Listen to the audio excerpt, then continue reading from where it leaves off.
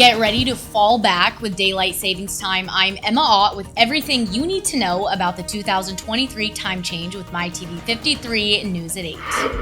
The Old Town Flea Market returns to Clovis Rodeo grounds this weekend. I'm Shayla Gaitan with MyTV53 News at 8. PG&E is looking to raise their rates once again. I'm Steven Gomez with the details tonight at 8.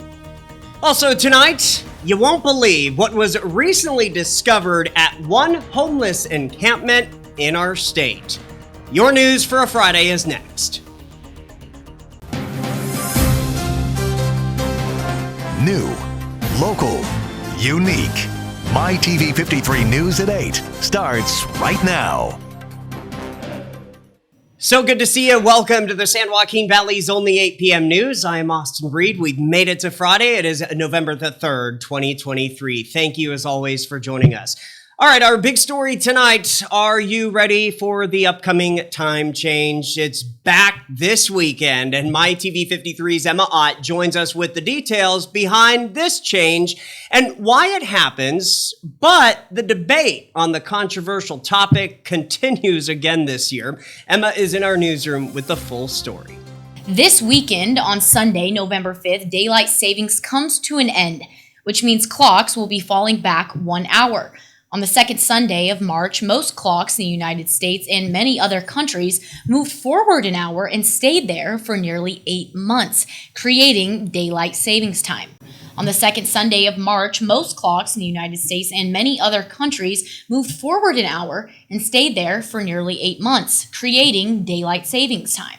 And on this upcoming Sunday, that time will be reverting back to what we now call standard time. The current March-November system that the U.S. follows began in 2007, but the concept of saving daylight is much older.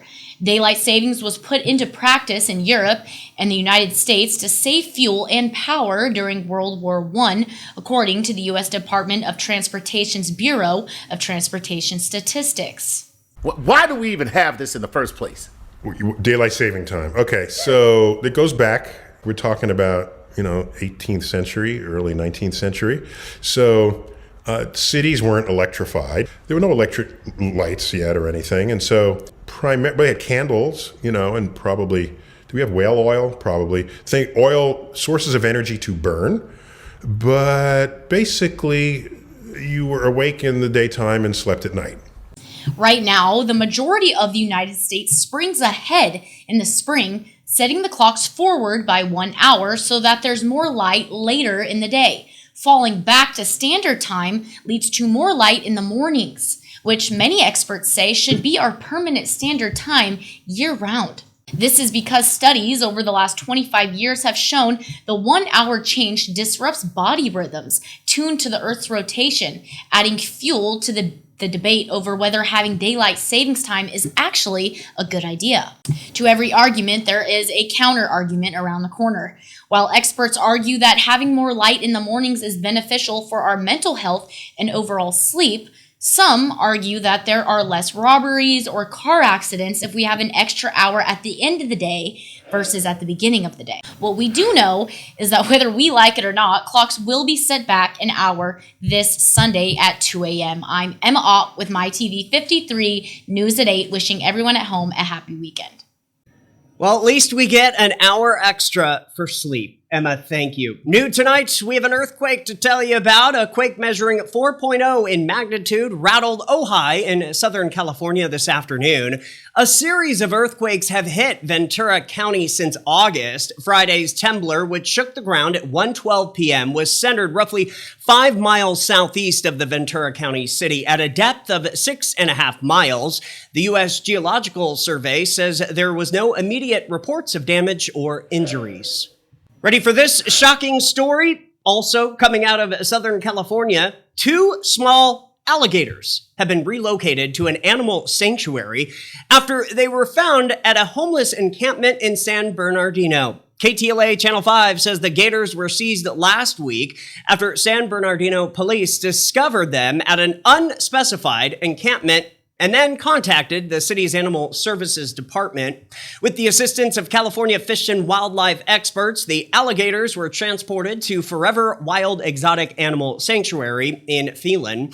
Now, KTLA also says they appeared to be in good health. Alligators are exotic animals in San Bernardino and are not permitted to be kept as pets.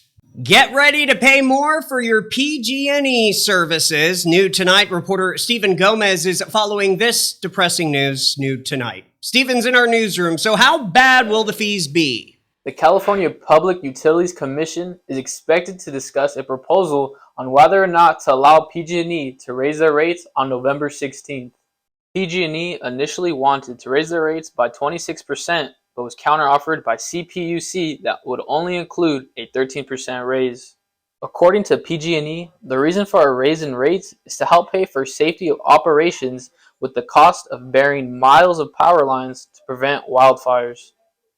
From January 2014 to September 2023, PG&E rates have gone up by 92% according to California Public Utilities Commission. Some people don't believe the reason PG&E gave, and others believe a raise in rates is due to the lawsuits involving the fire in Paradise back in 2018, which resulted in 85 deaths. So again, this proposal is expected to be discussed on November 16th by the California Public Utilities Commission. I'm Stephen Gomez, reporting for MyTV53 News at 8. Stephen, have a good weekend. Thanks for that. We have a traffic alert for drivers tonight in the city of Fresno. There will be multiple road closures this Sunday, November 5th, for the Two Cities Marathon. Closures will begin at 3 a.m. and end at 3 p.m. The following streets are scheduled to close for the marathon: Friant Road at Audubon Drive to Willow Avenues, and Shepherd Avenue at Friant to Willow Avenue. A partial closure will affect Willow from Beimer to Shepherd Avenues. One lane will remain open in each direction for through traffic. Other minor road closures are scheduled for Champion Avenue from Perrin to Shepherd and Beimer Avenue from Chestnut to Willow. Motorists traveling south on Friant from Millerton will detour at Willow Avenue. If traveling southbound on 41 from Madera or to the mountain communities, Herndon Avenue will be the recommended exit. We have brand new video tonight from the Madera Police Department. They are looking to identify the subject in this video. The suspect was captured on video clearly breaking a vehicle window. The subject was quick to leave due to the victim hearing the window break and walking outside to check on the noise. Police say this is also a great time to remind everybody in Madera of how important security cameras and alarm systems are for your property. If you recognize the suspect in this video or have any information, call Valley Crime Stoppers at 498-STOP or head to valleycrimestoppers.org. As in all cases, callers can remain anonymous. New tonight, but late this afternoon in Los Banos, Chief Ray Reyna Jr. had his swearing-in ceremony at 3 p.m. Chief Reyna was sworn in as the new police chief in front of the newly opened police station. Members of the public were also in attendance. Now, this morning at 10, the police department held the new police department grand opening. That grand opening was followed by guided tours of the new facility. Now, this new headquarters is located right near G Street. And finally, in your first few minutes of nonstop news at 8, happening this weekend in Clovis, the flea market returns. It is the first one in a long time, and Shayla Gatan has the details. Well, Austin, the Old Town Flea Market returns to Clovis Rodeo Grounds after being canceled for the past 3 years, mainly due to COVID. Yes, so we're celebrating 10 years of the Old Town Flea Market, and it is a weekend event that we hold twice a year, and it's an opportunity for small businesses in our community to come together and showcase their businesses to our community, and it's an opportunity for members of our community to shop local and support small business. So it's also a way for these small businesses to network with each other and establish connections and relationships to support their own businesses growing. The shopping tradition has doubled in size since their first location in 2013 and is typically held twice a year. The market will take place this weekend, November 4th and 5th, offering food trucks and over 100 vendors of vintage and unique items. I spoke with owner Karen Chisholm, and she tells me that they have maxed out on vendor spaces this year and are expecting a big turnout. The event offers loading areas for items and staff ready to help. Gates will open at 9 a.m. for this two-day event with a general admission of $5 and kids under 12 free. Since 2013, can you talk about your first market with 45 vendors and how you got it to get to 100 vendors? Yeah, so our first market was much smaller, but it was a grassroots beginning where a group of small businesses pulled together to create this opportunity to showcase their work. And over time, it's just grown. The vendors, tell their friends and fellow businesses in the community about it, and people want to join in. And we've actually maxed out our space here at the Clovis Rodeo Grounds. We wish we could take more vendors than we do. I'll be out there myself, and we will be showing more videos of this year next week. I'm Shayla Gaitan with MyTV53 News at 8. Shayla, have a good weekend. Thanks for that. And that does it for your first few minutes of nonstop news at 8. But don't go anywhere because we are just getting started. Here's what's coming up. This is a big weekend for football and the latest details on the MLB World Series. I'm Valentina Saldaña with those details coming up. Also ahead, during the month of October, the Bakersfield Fire Department conducted this training session focused on vehicle extrication. And we are just hours away from the weekend. How's it looking weather-wise? We've got your updated forecast coming up. New, local, unique. This is MyTV53 News at 8. Stay with us because we're back in a little over 2 minutes.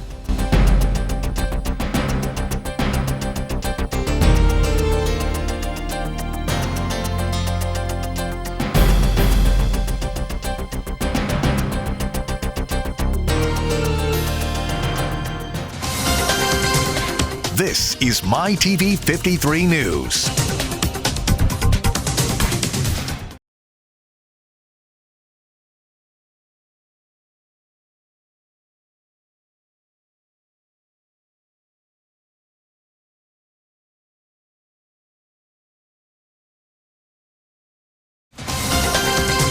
New, local, unique with Austin Reed. You're watching MyTV53 News at 8.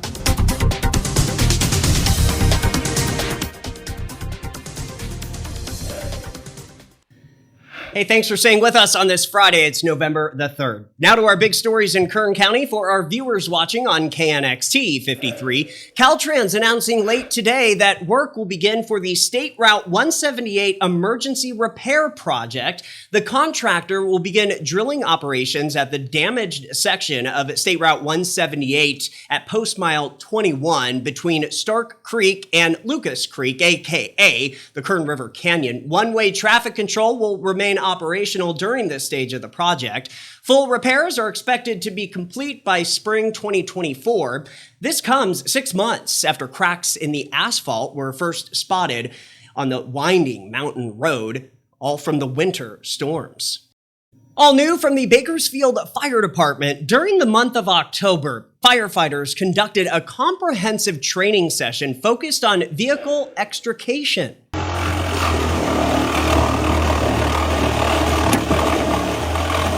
Now, the training consists of two vehicles which are crushed and stacked on top of each other, creating a simulation of victims who are trapped inside, adding an extra layer of complexity. Firefighters say new vehicle materials and design drive the development of new extrication tools and techniques.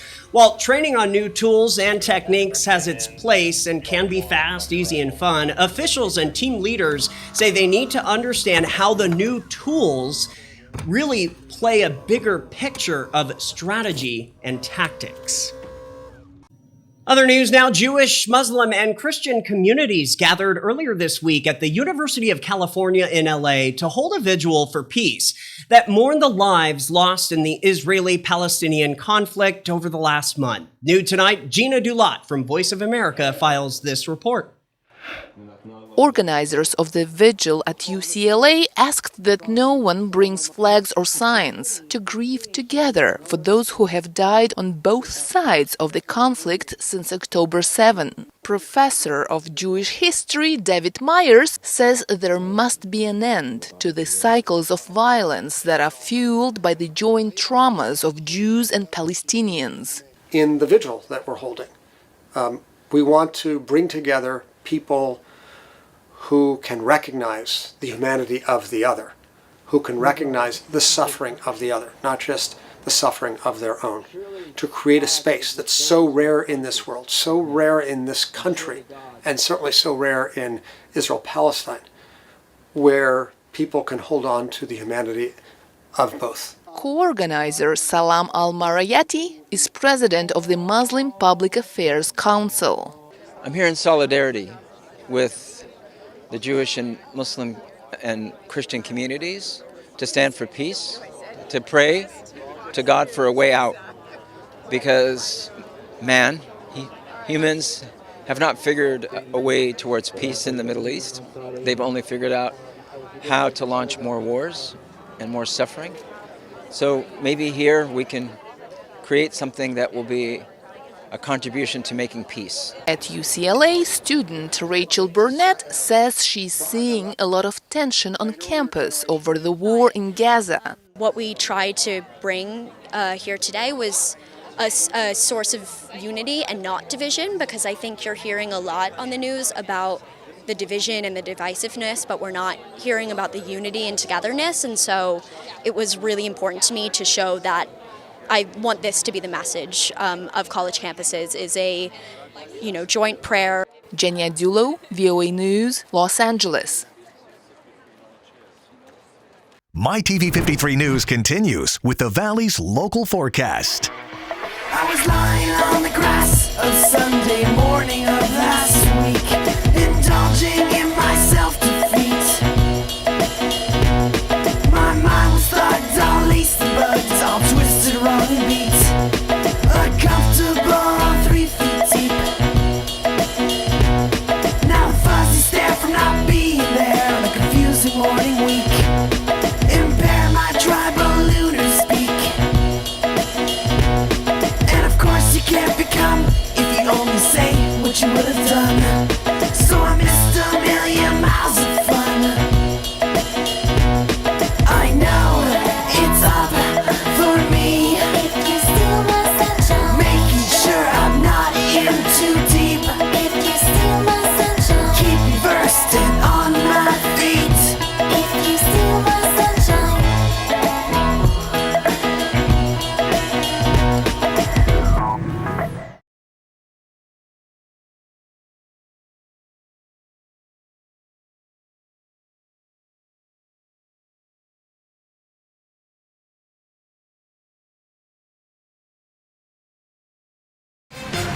Follow MyTV53 on Facebook, Instagram, and YouTube right now for continuing coverage.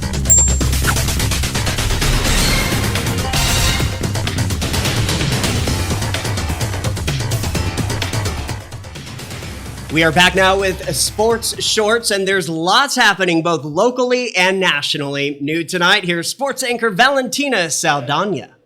The biggest game for Fresno State football is back here in Fresno and is taking place this Saturday at Valley Children's Stadium. The Bulldogs will face rival opponent, the Boise State Broncos, in a sold-out game. Fresno State is on a 2-game win streak following its homecoming win last Saturday against UNLV, while Boise State is on a 1-game win streak, beating the Wyoming Cowboys, which is the only team who has defeated the Bulldogs this season. The Broncos beat the Cowboys 32-7, and the Bulldogs lost to the Cowboys 24-19 back in early October. The Broncos and the Bulldogs are currently tied for second place in the Mountain West Conference, so one of those teams will potentially have a lower space in the rankings after this game. Kickoff for the game is set for 7 p.m. As for professional football, the NFL has kicked off Week 9 of the season yesterday with the Titans against the Steelers. Fans will need to wake up extra early to watch the Chiefs versus the Dolphins, as it will be played at 6:30 a.m. Pacific time because the game is taking place in Frankfurt, Germany. Week 9 will then close out on Monday when the Chargers travel to take on the Jets. Finally, the MLB season is over as the Texas Rangers took over the World Series. The series went up to 5 games with the Rangers blasting runs for the most part. The first game came to a pretty close end as the Rangers beat the Diamondbacks 6-5. The second game is when the Diamondbacks struck back for a 9-1 dominant finish. Game 3 was a low-scoring one with the Rangers taking it 3-1, but Texas continued on the trend for the final 2 games, winning Game 4 11-7 and Game 5 5-0. This is the Texas Rangers' first World Series championship in their 63-season franchise history. That is all for Sports Shorts. I'm Valentina Saldaña. Austin, back to you. All right, Valentina, thank you for that. Coming up next at 8, Emma returns. She's going to join me here at the news desk to talk about what's trending. But first, let's take a look at some fun events happening this weekend all across the San Joaquin Valley.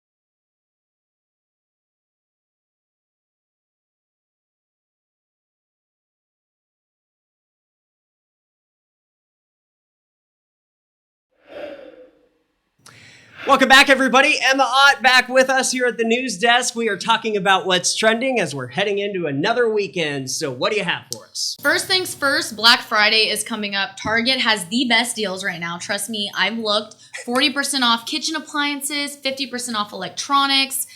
They got tons of stuff. Austin, what's going on with Thanksgiving in them? $25, you can get a turkey. I think it's a 10-pound turkey. Okay. They say it's a meal for 4. Okay. But it comes with sides as well. And for a meal for 8, it's like $50. That's what they said. Totally. So it's so much cheaper. And I heard that if you pay extra $10, they even throw in the seasonings there for you. Yeah. That works. Moving on to what's trending next. So a lot of people don't know, but all 23 campuses on the California State University system have voted to authorize a strike. Yet again. Yeah. Another strike coming. So it's not official yet. They haven't voted on it. They will vote later this year, but potential for a lot of college students to be stuck with no teachers in the classroom. And we were just dealing with the Fresno Unified strike. I feel like there's just been so much going on. Auto workers. Strike. So everyone gets a strike. But speaking of Fresno State, we actually have a home game this weekend for our football team.